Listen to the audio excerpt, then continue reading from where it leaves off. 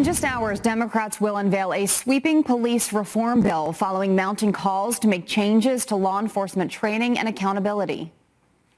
We must deal with law enforcement reform. And what we have to do as a nation is hold police accountable and come together and create legislation that will support initiatives like that. And with the legislation, with accountability, and with the transparency and the emphasis on training, we believe that we'll be able to address those type of situations. So here's the question. Are these the reforms we need? Will this go too far? Joining me live to debate is Republican strategist Joseph Pinion and Democratic political analyst Kelly Hyman. Good to see you both. Thank you for being here.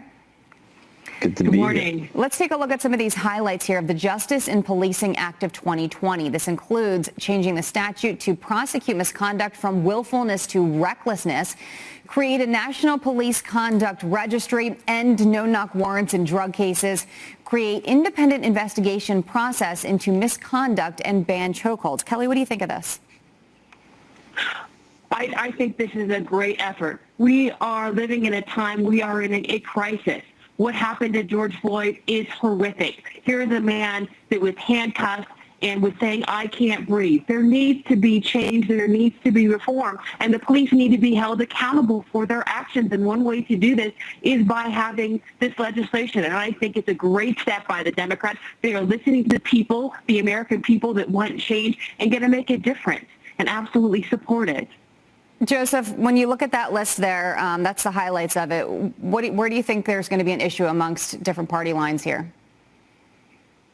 Well, look, I mean, I don't think this should be a partisan issue. I think if we are, as Republicans, say that we are the party of personal accountability, if we are the party that says that we should be free from a tyrannical government, and there is nothing more Republican than saying that agents of the government should be held accountable for misconduct. Having said that, we also have to understand that the tools that we provide our police officers are part of the resources that allow us to stay safe.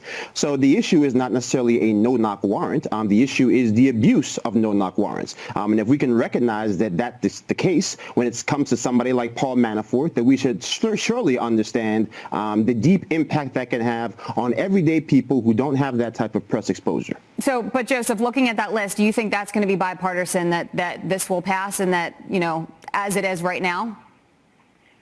Look, I think there's obviously going to be pushback. I mean, certainly from the standpoint of you don't want to have police officers who feel as if somehow they've been handcuffed, that they can't go out there and properly do their job.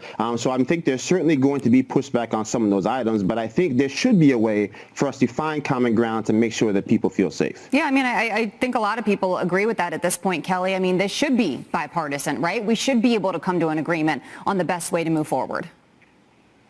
Absolutely. As a nation, we should come together and unite. And I think that's really important that we have support on both sides of the aisle and make a difference and make a change for our country, for the better of our country. Absolutely. That would be wonderful. One of George Floyd's brothers is set to testify at the first congressional hearing on police violence on Wednesday. You know, what do you guys think he's going to say? What do you want to hear from him? What do you think the message is going to be? Kelly, I'll start with you. You know, I think the message is that there's definitely going to be some kind of reform and there needs to be change in our society, and also to hear from his story, to lose someone. You know, it's important. We've shown as our nation that we have empathy and we have understanding for people that have been harmed by the police. And I think that he's going to convey that message, and we need to discuss this and make change for the better for the future and our future generations as well. Joseph? Yeah, I mean, I think the reality is that it's unfortunate that it falls to the brother of the slain George Floyd to tell a nation of rioters to go home, or to remind those people still on the fence the true cost of losing someone that you love. So I think overall what we're going to hear is the clarion call for change that allows people to feel safe in their homes. And I think more so than that, it's an opportunity for us as a nation to truly come together and not lean into some of the division that we're hearing from Democrats, which really calls for us to wholesale reimagine police in a way that actually make people more vulnerable than they are today. Okay. Joseph Pinion, Kelly Hyman, thank you both for joining us. We appreciate it.